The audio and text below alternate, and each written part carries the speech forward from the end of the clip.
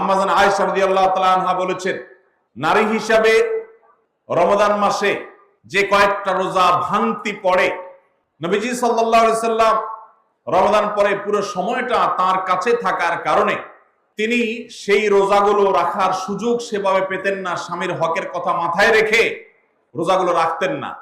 এবং শাবান মাস আসলে নবীজি সাল্লাল্লাহু আলাইহি সাল্লাম নিজেও বেশি বেশি নফল রোজা রাখতেন। মা আয়েশা রাদিয়াল্লাহু তাআলা আনহা বলেছেন যে তিনিও তার রমজানের বাকি রোজা যেগুলো ছিল ভাঙতি রোজা, সেগুলো তিনি রেখে ফেলতেন। এই হাদিস থেকে বোঝা যায় রমজানের রোজা যদি কারোর কাজা হয়, পুরুষদের অসুস্থতার কারণে হতে পারে, মা বোনদের মাসিকার কারণে হতে পারে, তাহলে সেই রোজা যত দ্রুত সম্ভব আমরা কাজা করে ফেলবো।